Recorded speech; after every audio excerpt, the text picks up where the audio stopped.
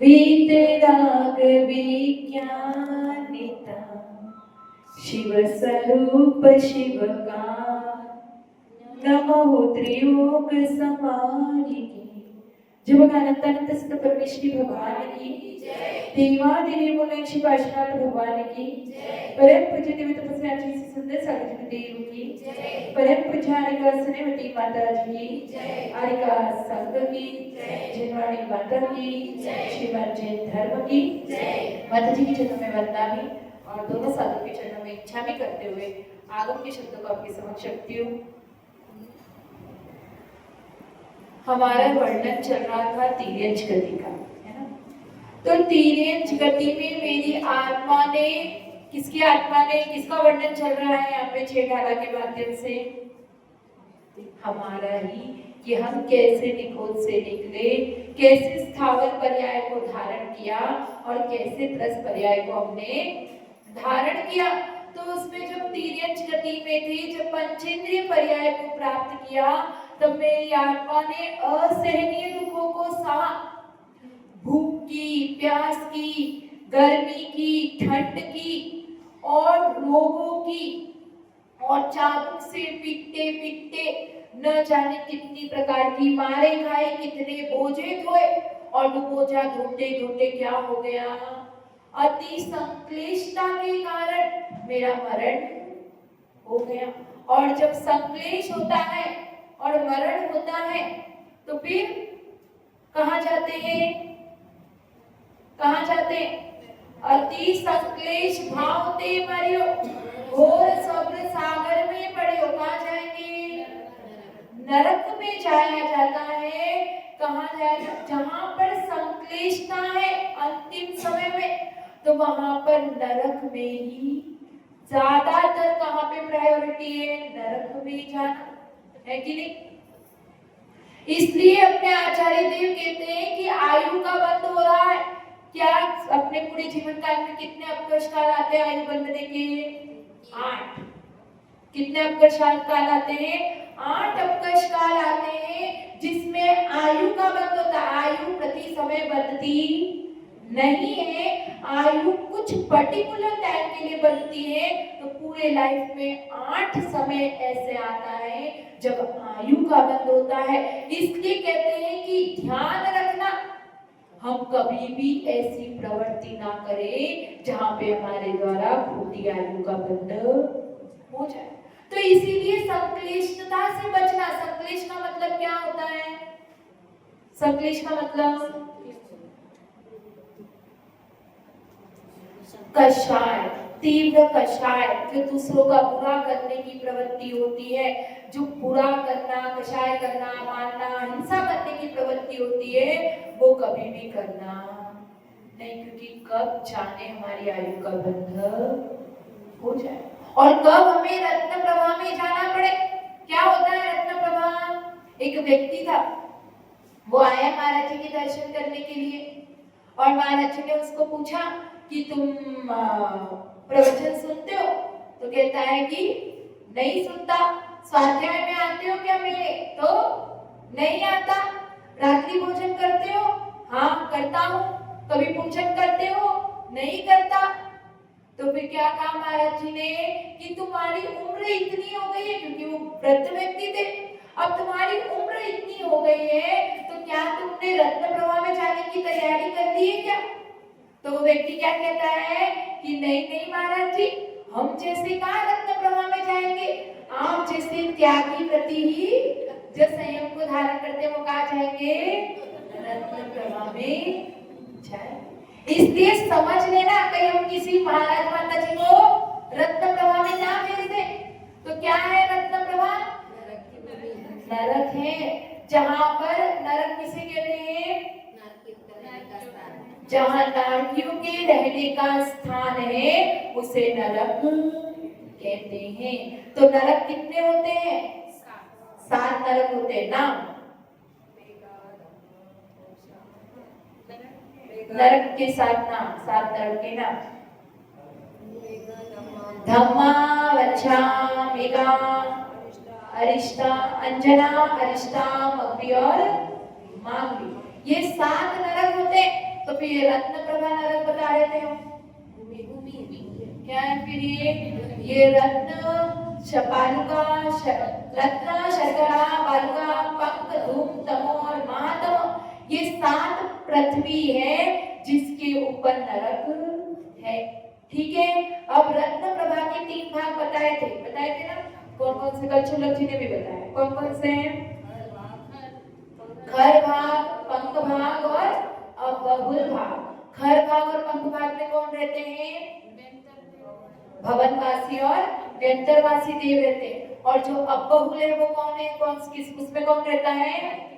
नारकी जी रहते हैं, और उसी का नाम धम्मा है। समझ में आया किसका नाम धम्मा है? जिसमें वो जो तीसरा भाग है, जो अबहुल भाग है, उसी का नाम धम्मा नरक है। फिर वंशा, मेघा, अंजना, अरिष्टा। और जो ये रत्न प्रभा, बालिका प्रभा, ये जो सारे नाम पृथ्वी के दिए हैं, इसका मतलब क्या है? उस पृथ्वी की वैसी वैसी आभा है। रत्न प्रभा पृथ्वी की आभा किसके समान है? रत्नों के समान है। बालिका, बालू की जो रेत होती है, रेत देखिए ना ब्राउन कलर की, उसकी आभा के समान है। शर्करा, शक्कर की आभा के समान है। धूम, धुएं की समान है। फिर उसके बाद में आया पंख, पंख मतलब कीचड़, जिस प्रकार से कीचड़ की आभा होती है उस प्रकार से उस पृथ्वी की आभा है। उसके बाद में आते हैं तम, तम मतलब अंधकार, अंधेरा, और महातम मतलब घनघोर अंधेरा। ऐसी उस पृथ्वियों की आभा है। तो उधर नरक में ज्यादा कौन है? कौन कौन जा सकता है वहां पे? तो जो परिग्रह का संचय करता है, जो हिंसा करता है, 7 व्यसन करता है, 5 प्रकार के पापों को जो करता है, वो कहाँ जाता है? नरक में जाता है। और हिंदुओं में 4 प्रकार के नरक के द्वार बताए हैं। कौन कौन से द्वार हैं? नरक के 4 द्वार। रात्रि भोजन कहाँ बताया है? बाहर के ग्रंथों में, अपने में नहीं बताया। किधर बताया? बाहर बताया है। रात्रि भोजन, पर स्त्री सेवन, अभक्ष भक्षण और कंदमूल, जो कंदमूल उनके भी बताए। तो बताओ, 4 प्रकार के द्वार बताए नरक के। रात्रि भोजन, पर स्त्री सेवन, अभक्ष भक्षण और कंदमूल खाना। क्या करते हैं? रात्रि भोजन का त्याग करना चाहिए हमें। क्यों? पर हम त्याग तो कर लेते हैं, लेकिन सिर्फ अन्न का त्याग करते हैं, बाकी 3 की छूट रखते हैं। ऐसा कहीं पर भी नहीं लिखा है कि आप अन्न का त्याग करो और बाकी तीनों खाओ। मतलब पानी की छूट, दूध की छूट, ड्राई फ्रूट्स की छूट, ऐसा कहीं पर भी लिखा नहीं है। लेकिन हम हमारी यथाशक्ति प्रयास करते। तो आचार्य कहते हैं कि तुम 6 घंटे का त्याग करो। मिनिमम मैक्सिमम कितना करना चाहिए? 12 घंटे का त्याग करना चाहिए। 6 बजे का त्याग किया तो अगले दिन सूर्योदय होने के बाद में खाओ। अगर वो भी ना कर सको तो कम से कम 6 घंटे का करो। वो भी ना कर सको तो 3 घंटे का करो। लेकिन और वो भी नहीं तो क्या करो? रात को एटलीस्ट जब सोते हो तब तो त्याग। लेकिन हमारा भोजन के प्रति इतना राग है। एक व्यक्ति गया, आचार्य जी ने उसको बोला, महाराज जी ने, साधु जी ने, कि तुम क्या करो, 12 घंटे का तुम रात्रि भोजन का त्याग करो। तो कहता है कि नहीं नहीं महाराज जी, मुझे क्या करना पड़ता है, मैं 9 शॉप पे बैठता हूँ, तो मैं 8 बजे तो घर पर आता हूँ, तो मैं रात्रि भोजन का त्याग नहीं कर सकता। तो महाराज जी ने कहा कि ठीक है, क्या करो, तुम 9 बजे तक भोजन कर लेना, तो 9 बजे के बाद का त्याग कर लो। तो वो कहता है कि नहीं नहीं, मैं 9 बजे तक तो क्या होता हूँ, फ्रेशन अप होता हूँ, कपड़े बदलता हूँ, ये करता हूँ, फिर एकदम से खाया नहीं जाता, तो थोड़ा रिलैक्स होता हूँ, फिर मैं खाता हूँ। अच्छा ठीक है, 10 बजे तक का त्याग कर लो। तो वो क्या कहता है कि 10 बजे के बाद भी मैं त्याग नहीं कर सकता। क्यों? क्योंकि मैं सोने क्या करता हूँ, 11 साढ़े 11 बजे के आसपास जाता हूँ, तो मुझे क्या करना पड़ता है, दूध पानी वगैरह लेना पड़ता है। अच्छा ठीक है, जब सो जाए तो नींद में त्याग कर ले, तो क्या कहता है कि मैं नींद में भी त्याग, क्योंकि मुझे नींद में भी वो पकोड़े जलेबी वगैरह दिखते हैं। तो इस तरीके से हमारा क्या है, भोजन के प्रति राग है, और वो राग हमसे छूटता, क्योंकि एक बार खाते हैं तो पेट भर जाता है, उसके बाद क्या करते रहते हैं, बस शौक के लिए चटर-पटर हमें करना पड़ता है। तो आचार्य कहते हैं कि जो पक्षी होते हैं वो भी क्या रहते हैं, मर्यादित जीवन जीते हैं। कुछ पक्षी जो दिन में खाते हैं वो दिन में ही खाते हैं, पशु पक्षी, वो रात को खाते हुए तुम्हें दिखेंगे नहीं, और जो रात को खाते हैं वो रात को ही खाते हैं, दिन में खाते हुए नहीं दिखेंगे। लेकिन हम वो पशु पक्षी हैं, हम वो मनुष्य हैं जो 24 घंटे खाते ही रहते हैं, और फिर भी हम तृप्त नहीं। तो कहते हैं कि नरक का दरवाजा चेक कर लेना, घर का दरवाजा खुला रहता है तो क्या करते हैं, बार बार चेक करते हैं कि घर खुला तो नहीं रह गया, और क्या करते हैं, चेक कर लेना एक बार। रात को सोते सोते भी क्या आता है, एक बार सोने के लिए गए बिस्तर पे तो क्या आता है, कहीं छत का दरवाजा खुला तो नहीं रह गया, मैंने वहां पे बाहर गेट को ताला बराबर से लगाया कि नहीं लगाया, कितनी बार उसको चेक करते हैं। तो एक बार ये भी चेक कर लेना, कहीं मेरा नरक का दरवाजा खुल तो नहीं गया है। ये दरवाजा खुला रह जाएगा तो क्या होगा, ज्यादा से ज्यादा धन संपत्ति चली जाएगी, चोरी हो जाएगी, लेकिन भव नहीं बिगड़ेगा। लेकिन अगर वो नरक का दरवाजा खुला रह गया तो सागरों पर्यंत के लिए हमारा भव भवांतर बिगड़ जाएगा। तो उस चीज को एक बार क्रॉस चेक जरूर करना। फिर दूसरा है पर स्त्री सेवन। रावण का एग्जाम्पल हम जानते ही हैं कि कभी भी पर स्त्री का सेवन हमें नहीं करना है, वो भी नरक का द्वार खोलता है। तीसरा है कंदमूल। कंदमूल खाने से भी, क्योंकि उसमें अनंत जीव है और वो अनंत जीव की हमारे द्वारा हिंसा होती है, तो नरक में तो जाना ही पड़ेगा। और चौथा है अभक्ष भक्षण। अभक्ष भक्षण में क्या क्या आ जाता है, मद्य, मांस, मधु, उसके बाद 5 उदंबर फल, और जो गोमूत्र का सेवन करते हैं, गोमूत्र का भी सेवन करते हैं ना, तो इस तरीके से जहां पर अभक्ष भक्षण बताए गए हैं उसका सेवन करने से भी नरक का ही द्वार खुलता है। और क्या होता है नरक में, और क्या व्यवस्था है, बहुत अच्छी अच्छी व्यवस्था है नरक में, है कि नहीं। और उत्पाद जन्म होता है वहां पे, कैसा जन्म होता है, उत्पाद। वहां कोई माता पिता नहीं है, यहाँ से गए वहां पे बिल बने हुए, हर नरक में अपने अपने बिल बने हुए हैं, और उस बिल के माध्यम से जीव का जन्म वहां पर उत्पाद जन्म होता है।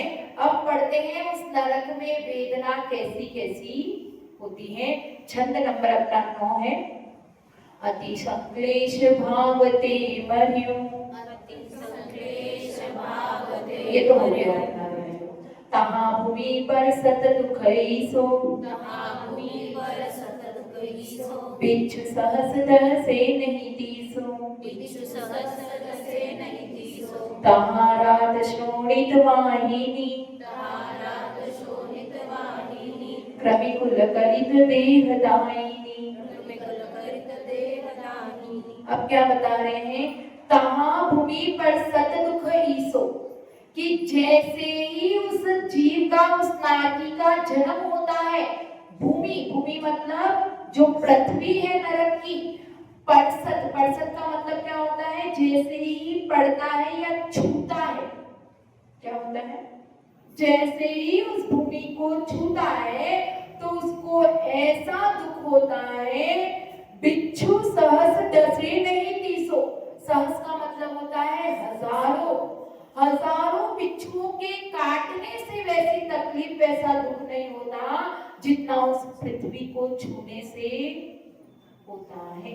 इसीलिए जब वहां पर जन्म होता है तो जो नारकी होते हैं वो क्या करते हैं, मैंने बताया था परसों के दिन, क्या बताया था, कि गेंद जैसे बॉल जैसे जमीन पर फेंकी और उछलती है, ऐसे जब उनका जन्म होता है तो वैसे ही वो उछलते हैं, क्योंकि वहां पे इतनी वेदना होती है कि हजारों बिच्छू भी आपको डस ले तो भी वैसी वेदना नहीं होगी जैसे उस भूमि को बस छूने से होती है।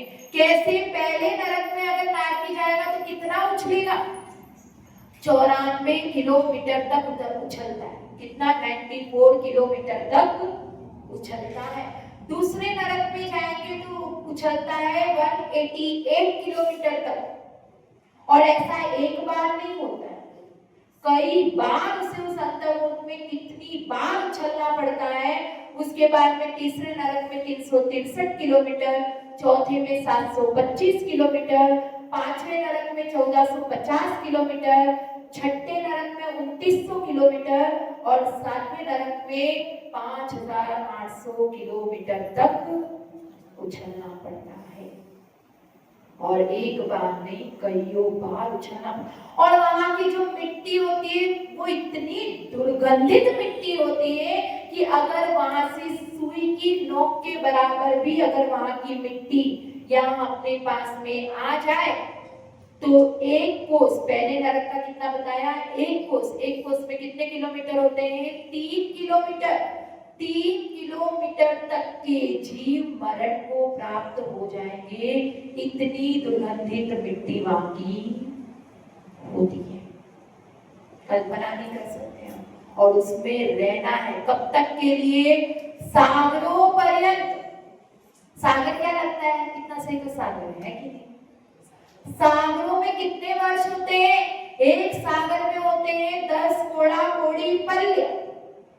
1 करोड़ को 1 करोड़ से गुणा करो, 10 कोड़ा कोड़ी पल्य होते हैं। और एक पल्य में असंख्यात वर्ष होते हैं, कितने। तो हमको जो सागरों की आयु भुगतनी है वो कितने टाइम के लिए, असंख्यातों वर्ष के लिए। अगर आप एक सागर भी भुगतते हो तो असंख्यात वर्ष, और 33 सागर भुगतेंगे तो उसके हिसाब से कहेंगे तो असंख्यात वर्ष ही। लेकिन हम 2 कहते हैं, 4 कहते हैं और 100 कहते हैं, अंतर है कि नहीं 2 और 100 कहने में, है तो सब नंबर संख्या ही है। अगर मैं बोलूं कि 2 साल के लिए और 100 साल के लिए, तो जो अपन कैलकुलेशन करेंगे क्या बोलेंगे, संख्यात नंबर ही है। पर वो 2 के संख्यात में और 100 के संख्यात में अंतर है कि नहीं। वैसे ही एक सागर में जो असंख्यात वर्ष है और जो 33 सागर में असंख्यात वर्ष है उसमें भी अंतर है। तो इतने समय के लिए हमें वहां पर रहना है। और आधा आधा कोष बढ़ाते चलो आप, दूसरे नरक में 1.5 कोष, तीसरे नरक में 2 कोष, 2.5 कोष, 3 कोष, 3.5 कोष और 4 कोष। और सातवें नरक 4 कोष, मतलब वहां की अगर एक सुई के बराबर मिट्टी यहाँ पर आ गई तो 4 कोष मतलब 4 के 12 किलोमीटर तक के जीव मरण को प्राप्त होंगे। इतनी दुर्गंधित वहां पर मिट्टी होती है। और आगे क्या कह रहे हैं, तहा राज श्रोणित वाहिनी। अब क्या होता है, वो वहां पर रुका, अब उछल उछल के क्या हुआ, अब रुका। तो अब क्या करता है, वो नदी देखकर, जो वैतरणी नदी है वो दूर से क्या दिख रही है, जल दिख रहा है। तो वो जल दिख रहा है तो वो उस नदी के पास में जाता है कि चलो मैं वहां पर जाकर थोड़ा सा पानी पी लूंगा और थोड़ा सा अपने आप को शांत कर लूंगा, क्योंकि वहां पे इतनी वेदना, इतनी जलन हो रही है, गर्मी बहुत है, तो इतनी जलन हो रही है। तो क्या करता है, उस वैतरणी नदी के पास जाता है और जैसे ही उस वैतरणी नदी में डुबकी लगाता है वैसे ही वहां पे क्या हो रहा होता है, खून और पीन की नदियां बह रही है। वहां पे इतने कीड़े मकोड़ों, इतने मगरमच्छ, घड़ियाल, सारे जीव उस नदी में, और वो सब, और उस नदी में जैसे ही डुबकी लगाता है तो इतनी दाह उत्पन्न होती है, इतनी दाह उत्पन्न होती है कि उससे वो तड़प उठता है। यहाँ पे एक हमें छोटा सा सिर दर्द फुंसी हो जाती है तो हम कितना करते हैं, कितना घर आराम करने जाते हैं, घर को सिर पे उठा लेते हैं और घर वाले हमें पूछते हैं, लेकिन वहां पे इतनी वेदना होती है, कोई भी तुम्हारा दुख दर्द सुनने वाला, क्योंकि जो वहां पे नारकी है वो भी आपस में प्रीति से नहीं रहते, वो भी क्या करते हैं, एक दूसरे को दुखी पहुंचाने का प्रयास करते। जो ये बैतरणी नदी में जो घड़ियाल है, मगरमच्छ है, कीड़े मकोड़े, वहां पे कोई रियल में नहीं होते, जो ये नारकी है वो ही उसका रूप धारण करके दूसरे नारकी को परेशान करने का काम, वो ही खून और पीप बन जाते हैं, वहां पर वो विक्रिया करते हैं और तरह तरीके के पूरे प्रोसीजर अपना के शस्त्र बन जाते हैं, तलवार बन जाते हैं, सब बन के दूसरे नारियों को परेशान। और वहां जाकर ये फील होता है कि अब मैं क्या करूं, यहाँ से फटाफट निकलूं, क्या हो फटाफट इधर से मेरी आयु पूरी हो, मैं मरण को प्राप्त हो और बाहर। इसे ही कहते हैं स्वाभाविक दुख। क्या कहते हैं? स्वाभाविक दुख, जहाँ पे ऑलरेडी दुखी दुख है, कोई भी सुखी, क्योंकि वहां पे असाधा वेदनीय का ही हृदय आता है। यहाँ पे हमें थोड़ी सी तकलीफ होती है, थोड़ा सा दुख आता है, परेशानी आती है, तो तुरंत क्या सोचते हैं कि मैं सुसाइड कर लूं, आत्महत्या, होता है कि नहीं? लेकिन जो तुम आत्महत्या करने का सोच रहे हो, तो ये याद रखना कि जिसने भी आत्महत्या की और आत्महत्या करने का सोच रहा है, तो सुन लेना कि आत्महत्या करोगे तो नियम से नरक में ही जाना पड़ेगा, और नरक में जाके तुम्हें कोई सुख मिलने वाला है क्या? तो कम से कम वहां पे वो चाहते हैं कि अकाल मरण हो जाए मेरा, मैं आत्महत्या कर लूं, लेकिन वो क्या होता है, उनको शरीर को छेदते भेदते नाना प्रकार से करते, उनके हाथ पैर सब कटने के बाद भी क्या होता है, जैसे पारे को दूर करो फिर वापस मिक्स हो जाता है, उसी प्रकार से उनका शरीर फिर से बनकर तैयार हो जाता है और वहां पर अकाल मरण होता। नरक में जितनी आयु मिली है उतनी की उतनी पूरी भोगनी है, कुछ भी कर लो वहां से तुम मरण को प्राप्त होने वाले। यहाँ ही बस तिर्यज गति और मनुष्य गति में हम क्या कर सकते हैं, मर सकते हैं अपनी इच्छा से, और इच्छा से मरण करके हम नरक में जा सकते हैं। यहाँ के दुख कुछ भी नहीं है, वहां के दुख के बारे में विचार करोगे तो यहाँ का दुख कुछ भी लगेगा नहीं। यहाँ पे जो दुख है वो हमारे ही मन से उपजाया हुआ दुख है, वास्तव में दुख नहीं है, लेकिन हमारा बार बार सोचना हमें फील कराता है कि मैं तकलीफ में हूँ, परेशानी में। एक बार विचार करना कि उस नरकों की दुख और वेदना कितनी है, उसके सामने तो मेरी कुछ भी वेदना नहीं है। इसलिए कभी भी आत्महत्या करने का विचार अपने मन में नहीं आना चाहिए। तो यहाँ पर हमने समझा, क्या समझा कि अति संक्लेश भाव के साथ में मरेंगे तो नरक में जाना पड़ेगा, और नरक में 7 पृथ्वियां होती है, उस नाम वाली उनकी आभा होती है, 84 लाख बिल होते हैं। कितने बिल होते हैं? 84 लाख बिल होते हैं, और वहां की भूमि को छूते हैं तो ऐसा दर्द होता है, ऐसी तकलीफ और दुख होते हैं कि हजारों बिच्छू के डंक मारने से भी वैसी तकलीफ और पीड़ा नहीं होती, वैसी वहां की भूमि को छूने मात्र से होती है। और वहां पे सागरों पर्यंत तक हमें रहना पड़ता है।